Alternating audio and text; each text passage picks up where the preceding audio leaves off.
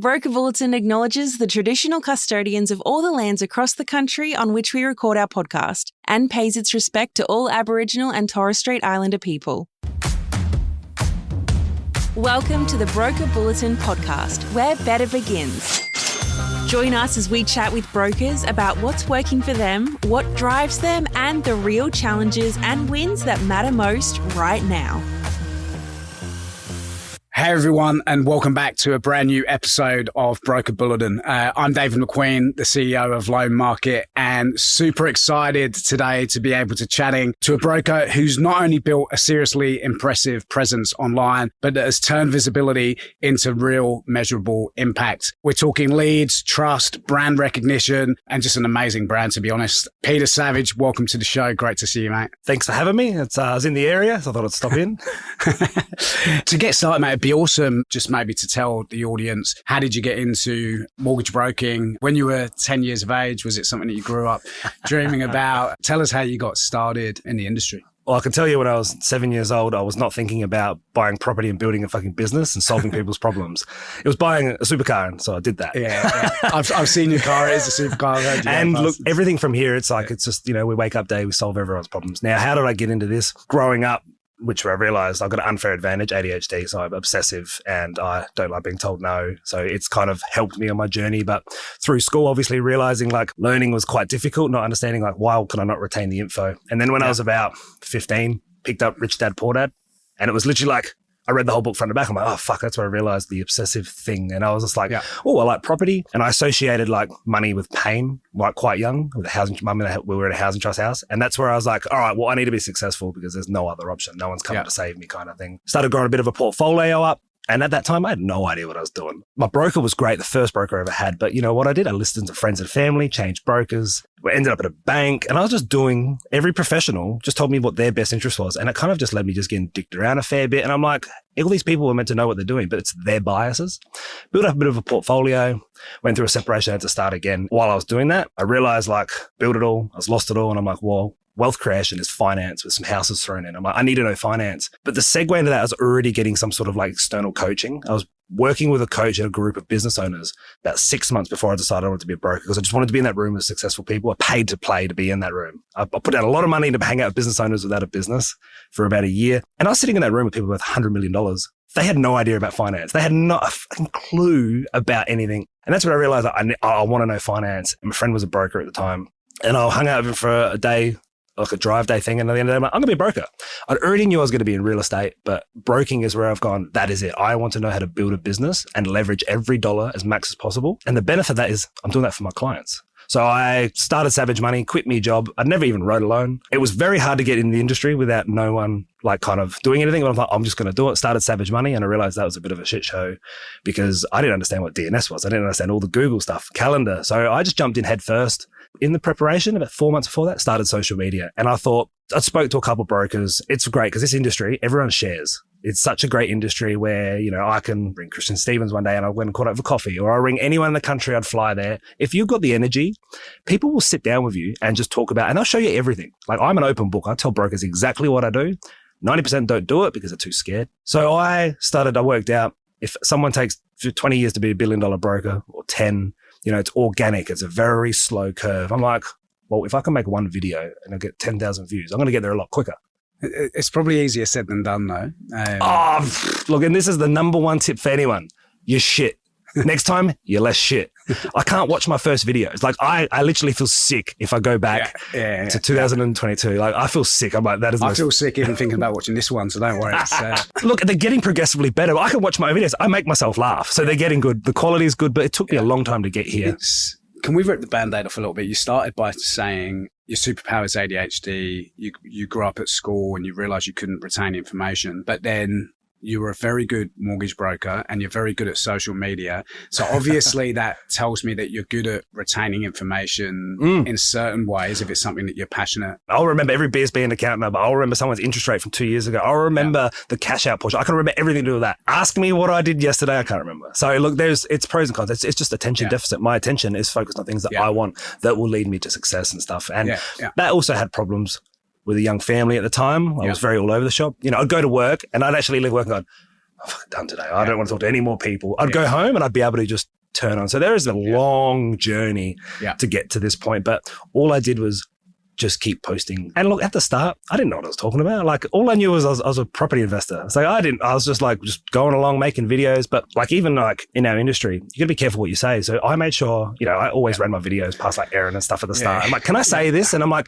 she's like, you actually didn't say anything that has remote anything. You just literally, like, I'll pick a topic and I'll break it down and go, all right, I want to talk about parental guarantees. I'll find a funny way to deliver the message. All I said is like key points, nothing about it. And all I want to do is someone to go, sounds like me. I'm going to go reach out to Pete. That is it. So all my videos, like, none of my content has any factual information about rates. I just won't talk about it because it's all I'm trying to do is stop someone from scrolling. Social media is literally just to scroll. Oh, this guy's funny. I like him. At the end of the day, like, once you get onto that phone call, I've watched your videos. The content, I agree that there's a reason to watch you versus other content, but there's also value in what you're saying. Like, I've heard you talk about a range of things, like, in terms of building investment property portfolios, like there's a range of stuff. I think that came from that. Actually, go back to that thing where every professional was telling me that you got an accountant who's qualified, but sometimes they shouldn't be giving advice because they are PayYG and have never done they might work at H&R Blocks, I don't know. Yeah. Like, I sat on a bucket in a cardboard factory for 15 years just learning about books, self-managed super, wealth creation, tax. And then I try to apply it to my own life. So now when I sit down with a client, I don't know the advice, but I know how to ask the client really uncomfortable questions to get to the key goal. And then I'll arm them with the information, then send them out into the world. You should never send a client out in the world with a pre-approval. It is the worst thing in the world. You should dictate their budget, what kind of rent they want, and look up the properties for them. It takes 20 seconds to look up a property for a client. Literally, like, do not let them even go to an auction if it's outside budget kind of thing. And then also, like, if they're unforsure, introducing someone that can help them, arming them with the right questions to go to the accountant. Like, you can't go, you need to go seek advice from a professional. They're going to rock up and ask and say the wrong thing. You need to get them to understand what they actually need to ask the professional to get the right outcome. And sometimes that means, okay, I have to go to, or you need to bring someone else to the equation, because sometimes someone's goals are X, but the client can't relay those goals. So I think it comes down to asking really good questions. And sometimes a client will approach us with a goal, and that goal is probably the worst thing I've heard that day. And I've got to ask them really good questions to get them to understand that is a bad idea. Yeah. And then you kind of go, cool, now you need to go speak to A, B, and C to go confirm that information. Yeah. So if I was to break that down, they're two different things, because I've seen mortgage brokers with 20,000 social media followers who do not write the volumes that you're writing. And I've seen, others that write a lot that have no social media following. If I was to break that down in terms of, your success, I would say it's twofold. One, you are obviously very good at social media. You've got a message that resonates with the audience. Like, I can see why that's the case. But on the other, which complements that, is there is also substance to it, because when you're actually speaking to those clients, you're clearly adding value there in terms of being able to coach and guide them to achieve the outcome that is the right one for them. Like, there's, one goes hand in hand with the other. Would you say that's right? 100%. Because at the end of the day, when you get onto the phone to a broker, you want an outcome. Look, also in saying that, it actually will go back a bit. If you look at every single video I make, it is my target audience. Yep. Every video speaks to self-employed or 25 to 45, couple of kids thinking at that point, God, I've got to start thinking about retirement. I want to get the tools. Yep. That is my target audience. And every video says that. You never see me talk about rate. Yep. You never see me talk about anything about budgeting. Yeah. It's not my area. Those clients, they like nice things. They want to push it. They did not get into business to work for 40 years to just pay off their Hilux in their home. They are driven individuals. So every video, and on the back of that, I do get mums and dads who aren't self-employed, but go, you know what? Can you show us how to invest in property? So if you actually looked at my pipeline are all people who come to me not knowing what they want to do. They go, can you please educate us and get me in touch with the right people? You've spoken about your target audience there being, that kind of demographic, self-employed, etc., people that are highly driven. I'm sure there are loads of people that would love those kind of clients, but you've identified a way through which to actually reach them, which I think is a lot of people be going, okay, how would I actually do that? Like, what are the platforms you use? Like, I've watched your content. It's funny because if I watch it, I've watched it on a number of channels, but what are the channels that you mainly target? Why? Like, what kind of reach do you find you're getting on that? From the outside, I look very consistent. I look like I'm all everywhere. I only use Instagram and it automatically shares to Facebook. Now, Other people go, Facebook is great for leads. I find Facebook is full of just people who are looking for rates. They're people who are bored, got nothing better to do. It's not my target audience. All my business, Instagram, because my target audience are scrolling. They are the people I talk to. Now, LinkedIn is great, but 95% of brokers, there's only like a handful of brokers in the industry who are doing something great on LinkedIn. Every other broker is talking to every other broker. Yeah. And just one thing this week, yes, we announced the cash rate, 3.85. You know how many text messages I get going? Can I get 3.85? Why are you telling the public about the cash rate? They don't know what that is. Every bit of social media is not targeted at any audience. Like every broker's on there doing posts about all these things, AI posts. They're just talking to each other. There is actually I find LinkedIn's there is some really good brokers that are killing on there, but they're actually adding value and it's good value, but they're also real. They're pulling other brokers up on shit posts as well. So it's there is such a disconnect. And you know what? People have to get out there and start using, if you don't want to use social media, it's going to be a very long road of great relationships over a long period of time. I tried it. When I started as a broker, I was like, all right, I'm going to get some referral partners and do this. And then I started to work out, everyone has their own business to worry about. You're not going to get the same level of stuff back from someone else. The expectation. You can't give 10 real estate agents referrals. You can't do it. I worked out pretty quickly that I'm just going to do this myself. I actually have no referral partners. And the only people I give business to, it makes my business better. I have an accountant I expect nothing from. She is the best accountant. I give all that to her.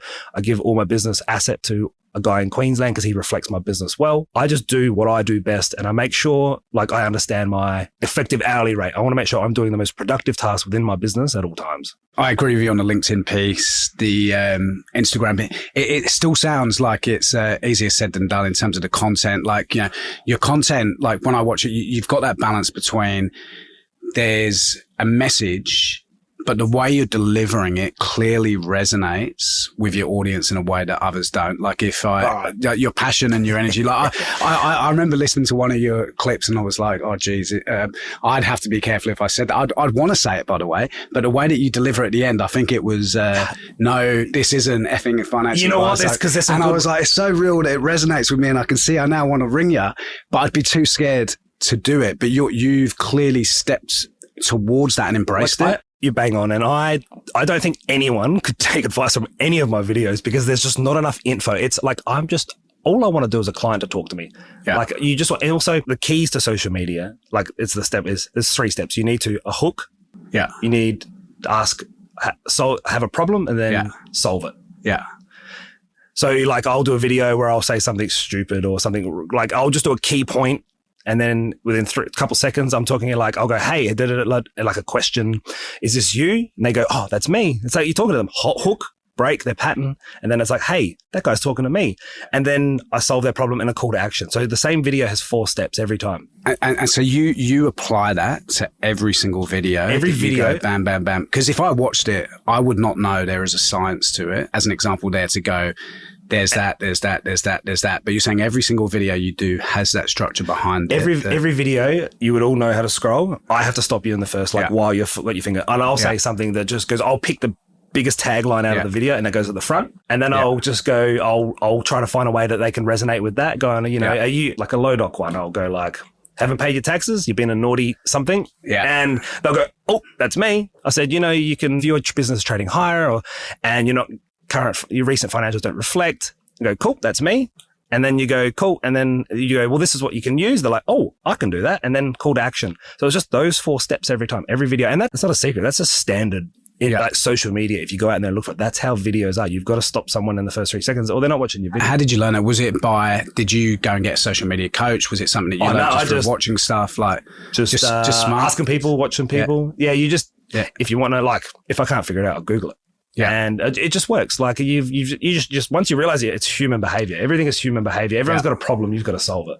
And also we're selling debt, mortgages. It's the most grim, boring thing in the world. It's not that exciting. I'm here to just take the piss out of everything. It's not take the piss out of everything. Have a bit of a laugh, have a bit of fun. Yeah. And educate as many people. Cause I think that's where at the end of there's a lot of good brokers out there, but I think my strength is more the education side of it. I know we've spoken about this previously one-on-one, but there's lots of people that can generate leads via social media. maybe tell the audience about your conversion rate of those leads, because I think it can drive lots of traction, get lots of watching. How many leads would it drive you, and what's the conversion rate? Well, obviously the numbers have grown significantly, and then the numbers have been capped by the team. So this is one thing that is, do I build the team, then get the business, or get the business and build the team? It's chicken or egg. There is no actual way. You literally need to do both, and you run from one end to the other at all times. Yeah. So I was doing all my content myself, but I was only posting like once every 3 days. And I had a goal. I wanted to bring someone in, but I had my own limiting beliefs. No one's going to film it. Like, they're not going to look the same. I had all these shit excuses. And then it got to December, just gone. And I'm like, all right, like, we just done 7 email settlements. And I'm like, you know what? I can get a content team. So I got these kids, they just come out, they'd do 15 videos in like an hour and a half. I write the scripts because it's my content. Yeah. They rock up, they film it. In December, we dropped about 30 videos over a 25-day period. Yeah. We hit it hard. I was probably getting through Instagram, maybe 10 to 15 leads booked into my Calendly, which at the end of every video, I try to steer them to that. Like, and we're doing about 10, 15 loans a month, like, or leads. And on our conversion rates, like, it's high. It's like 80, 85 from a lead. Like, which to me, that's amazing, right? Like, I think you're talking about social media. Like, it's because I think they only reach out if the video solved their problem. And if you go video about rate, you solved everyone's problem. Like, it's very, very high. And you know what? Like, it's touching on that just recently. Like, I reckon 7 out of 10 new leads ask me about my wedding, ask me about my car, then my family, my daughter. They follow you, and it's like they like and trust you before you get there. At the end, they're just like... So is that because with your audience, you don't differentiate between Pete the broker and Pete the person? Look, I've got the Savage Money page, and there's going to be a problem if it's just Pete, but I incorporate, like, that's one thing, is you need to put everything else in there. Like, I show everyone what I did over a short period of time, the house, like, I put all my life on social media. That's how people go like, well, this guy seems to know what's going on. Yeah. I like what he can do. He's done it for himself. And also, I walk the talk. I'm buying through super. And I'm doing everything I talk about, I'm doing myself. Yeah. So it's kind of like, when I talk about it, like, they kind of go, I want to do this too. But touching back on the December, so we're doing about 10 to 15 leads a month, and it was very consistent. I think it was January 6th to like Feb 16th. I had like 65 recorded conversations over a 35-day period or something like that. And because I started also recording my conversations and AI breaking it up into dot points, because I could not remember anything about it. So it's like literally, so like there was like a 300% uplift in a 35-day period from just posting every day. And I was like, I should have done that sooner. And this is me saying that I'm doing stuff quickly. I should have done this sooner. Like, I brought someone into my business who built my processes, Christian Patterson from Actors. He built out my back end. He brought in my offshores. I should have done that 2 years ago. Yeah. Like, but everyone sees this. I'm like, I could have done it earlier, but I still had things stopping me from doing it. And it was always money. Like, you're always never going to have the money. You just got to invest it in the time and stuff. So it's the social media it just shows me to double down more and more. And now I got some other stuff in the pipelines as well, which is going to take the business to that next level. So I'm trying to build the machine at the back to be able to handle that as well. You touched slightly upon AI there. I've seen how relentless you are in terms of your work ethic. It's clear that you are always on the go. Do you feel that AI is going to start to make your life somewhat easier? Are you starting to leverage that as an example around social media, etc.? And how are you going to leverage that whilst keeping what's real, like the identity that you've built? How are you maintaining that? AI has already changed our work process so quickly. Like, the amount of work we do is so small right now, just purely because of, like, even that first conversation. I record the conversation, I transcribe, put it in ChatGPT, and I've taught it how to pull out all the data, the goals. And that is our first initial consult. That is there. We can always go back to. So the team, when they do the desktops every 6 months, they can go have a look and go, yep, cool, this has been the goal. So like, AI's already done that for us. And now we've even taught, like, we've got the secure business ChatGPT. You need to use that if you put information in it. We've got it to, like, we have our, like, very detailed submission notes, and we've taught it to, we can just drop in key pieces of information and it, after our recommendation, and it puts it all in there. That used to take 20 minutes to write, even though it was like a dummy one with it. Like, it's done in like 20 seconds now, 30 seconds now. And it comes out 99% right. You read it, you're like, cool. It just saved you actually inputting information because you've dropped in pieces of information and parts of the conversation after the recommendation. You're like, cool. And then the loan processor just builds my CRM off that and does all the compliance, like, after we've done it. And I'm like, it's amazing. It's just, all it does is it stops you from touching the keyboard as much and saves process. And all that does is speed of application. Because I always say the clients, all they care about is the outcome. Yeah. And the number one thing is you do not want them to ask you where your deal's at. They're the two things. Completely agree. I mean, you take that pain away from the client for them. So in terms of, obviously you built that business, what would you write now over the last 12 months?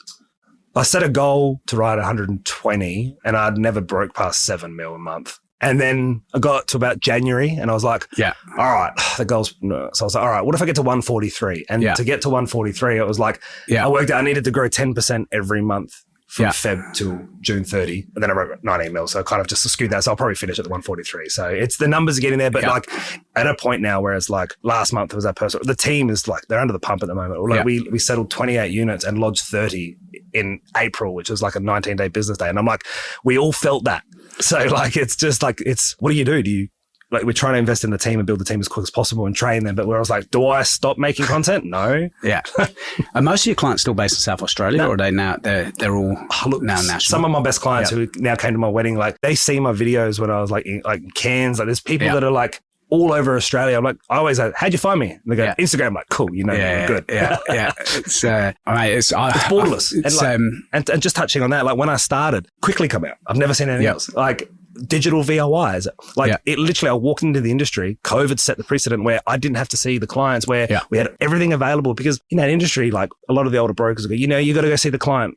If you really ask the client, they do not want you at their house at 8 o'clock at night. They do not. Their kids are in bed. They do not. Like that was such a thing that I thought I had to do. And quick guys are like, I'll get a phone call. Can I come in for a meeting? You can, but can we just have a bit of a conversation, see what you really want? Like, let me get some information off you. So when you actually do come see me, if they do, I've actually got it in front of you and I'm not wasting your time just gathering documents while sitting in front of you. I found like people just think that's the status quo of what you should be doing when you could just save them some time. Like, and just make it a better experience for them. And on the social media component, one of the largest expenses that most business owners and brokers have is referral sources. Are you 100% organic via social media now, in the sense that obviously you get referrals, but are you paying for referrals at all? No, I've never paid for a referral. I don't actually have any referral partners. I never actually chased. And then I started to notice over time, I started to get some really good deals thrown at me from real estate agents. And what I found was that Pete guy will get it done. So I started to get some just stuff. And then I realized just going organic. Also, there is paid. I do boost posts and stuff. But it's not a lot. Like I found out like how much I wasn't for what we were doing. I think I was spending probably like $500-700 a month on posts when we were settling like 14 mil. So like my ad spend was so like, and I was just boosting it, but I've just hit another snag I can't promote posts at the moment because the financial product thing, I haven't fixed that. So the referral partners, it's just all social media. Look, down the track, there might be a point where I can create some alliances with other people, but never a paid referral. I mean, I'm assuming on the social media boosts that you can boost all you want, but if the content isn't going to resonate, it doesn't really matter, right? So like, I'm not going to boost a post that's not like, I want every post has an intention. Like I'll get a video and I'm like, oh, that one's good. I'm like, it's about tradies. I'm like, I'll just poke that, do that one for 3 or 4 days. And then, you know, sometimes it gets a bit of traction and then it takes off, gets 20,000 views. What do you think the future holds? If you were looking maybe 2 years time, what do you think's next for Savage Money? Where do you envision taking it? I like speaking in front of people. Probably the education. I've got something that's about to come out in probably the next 4 Education of brokers or consumers? Sorry. I like both. Okay. I just want to help people. Right? Rising tide lifts all ships. Like I want to help self-employed people stop doing cashies. I want to educate them about why they should be in a company and pay the profits to grow their wealth for their family. I want to help brokers just be able to not rely on referral partners and not just fight over shit leads and stuff like that. Like I want to just educate. And like I'm working with a couple of friends at the moment where I'm going to try and take them from 4 to 10 mil. Not the back end of it. Like the process side of it, it's not my strength. I know like my process is a ship sharp. I'm not going to go just give them that because it might not work for them. Just helping them understand lead gen, branding, niching, just getting them clear on that. So, but what's coming out in the next few weeks is more webinar, self-employed. So that's going to hit the ground running in the next 30 to 40 days. And that's probably going to be where every client I sit down with, I'm saying the same lecture every day. And I'm like, why can't I do this to 300 or 400 people? So I figure building a webinar with Mark Blundell right now, we're going to drop that. That's going to be where I go next. And I don't know what's going to come of that because if I'm speaking to 300 or 400 people, that's going to be a problem because they're probably going to like and trust me after that. So there's some big things coming. Obviously, just got a new office starting to build. We're at that point now we can start to bring brokers in. It took a long time to get here. We got our first offshore loan processor and settlements officer. Now we've hired 2 more and they'll plug straight in. So like we just hired our first broker. He starts in 2 weeks. We'll tease that, work out how to like bring someone on. And then I'll probably just start to like bring in brokers as well. When you bring that person in, will you be trying to get that person to also build up a social media 100%. Profile, or is it that you'll own that? He's already in the industry, not getting a great experience from big chain ones. He's one there, he's not getting that. Okay. So and he was kind of like, and he goes, he's still working his full-time job. So this is not acceptable. And I can see it in him. He's going to do well. I said, look, come work for me for 12 months. Yeah. So there's 3 levels. Yeah. Competency, growth, and scale. Yeah. So let me show you how to write deals effectively, learn everything. I said, you can learn for 12 months, pay YG. You'll learn everything that we do. You write all my deals, and in 12 months, you can figure out what kind of broker you want to be. Is that done? When do I start? It's going to relieve some pressure because in my business, I've got a straight line at the moment. Pete, Locke, Kim, May. It's a bottleneck, and I've still got a bottleneck, and it's like I need to fix it ASAP. I love your passion for education, both your peers, but also your clients as well. One of the things that we always do on the Broker Bulletin podcast is we ask our guests, what is that one thing that you do each and every day that you believe, I guess, is that Pete Savage difference? I don't know about what I say I do every single day. I don't know about anyone else, but I get really annoyed at the end of the week when I run out of Friday. It annoys me because I can't do it. You know what I mean? Like every single day, I don't know. I just wake up every day and go, I just need to be better than yesterday. And you know what? And like I used to do ice baths for about a year straight, and everyone's like, why do you do that? Because I said, if you can get into freezing cold water at 4:30 in the morning, any call you're going to make that day is easy. So I just try to get all my decisions out of the way. Gym, all the things that make me perform better, I'll get them out of the way early. And every day, I need to be better than yesterday. Are you disciplined in that sense? You say that, like getting up 4:30, doing ice baths, going to the gym. I am disciplined. I'm consistently inconsistent. Like if we're like right at the moment, like the 17 contracts in like 14 days. So like, and that was on top of everything else. So like I didn't go to the gym for 3 days, but I still got up at 4:30 and worked. Yeah. I didn't like doing that, but it's got to be done. I am consistent getting up early every day. And if I don't train at 5:15, I will not train that day because business is my highest priority. And also understanding your highest value. Business is my highest value. If my highest value is not met, it affects every other part of my life. Getting it true, like, is this really what you want to do? Some people just understanding, what do I actually want to do this for? Understanding what is the outcome? Am I happy doing this? And if you're not, stop being a little bitch and change the outcome. Like it's literally like there's so many people who just are just too scared to make that leap. I always say, if you're not going to die or go bankrupt, do it. The amount of people when they say, how have you done this? And like, sometimes it is just taking that step, right? Like, and actually pushing yourself out of your comfort zone to actually do it as opposed to sitting back and watching. Well, it wasn't like, it started when I was 15 when I read a book. Like it's been like, even when I was doing my broking certifications and stuff, I was working 12-hour days, going for a divorce, and I was getting up at 3 a.m. to do an hour and a half of work. Yeah. And then I quit my job, 6-figure in a factory with mortgages, and I just started Savage Money. Everyone's like, you're nuts. I'm like, I have to be. How much of it, because people often say, what's the difference? Like, I want to know how this person's successful. Is it the secret science behind social media? Is it some secret source they've got bit like in the way that they're a mortgage broker? How much of it do you think is just, well, actually, I just want it more than you guys. Like, I just work harder. Like, I'm prepared to actually get out there and do it. Like, I knew early on, like, Centrelink was going to pay for a Lambo. I wanted it more than anyone. Like, obviously, ADHD, if anything, has made my life better because I'm obsessed about being successful. Because when I was a kid, I didn't have those things. So my highest values are success, money, business. I like business because it makes me feel like it ticks those boxes. When I was a kid, no one listened to me. Like now, I'm creating something that's adding value. So I get to do cool shit with cool people every day. Thanks, mate. That was very, very good. To summarize in terms of wrapping up, there are a few things for me that stood out. Like my son's got ADHD. I'm convinced I do as well. When I listen to the list of symptoms, and I love the way that you've turned it into focusing on that as a superpower. I agree. What are the upsides of it versus the negatives, and how's it got you to where you are today? So I loved listening to that on a personal note. So thank you for being so open with us as an audience. And I'm sure there'll be a lot of people that really resonates with. The other components that I've got to admit I was a little bit ignorant to on social media is the discipline that you have in terms of the way that you actually go about your post, that there is obviously a science behind that. I think it's incredibly valuable. And to the audience here, people that are going out getting social media coaches and paying a lot of money to get insights as to how they can do that better. This is hearing from someone that actually does it, gets huge numbers of leads, and that kind of structure behind it, I think is really valuable.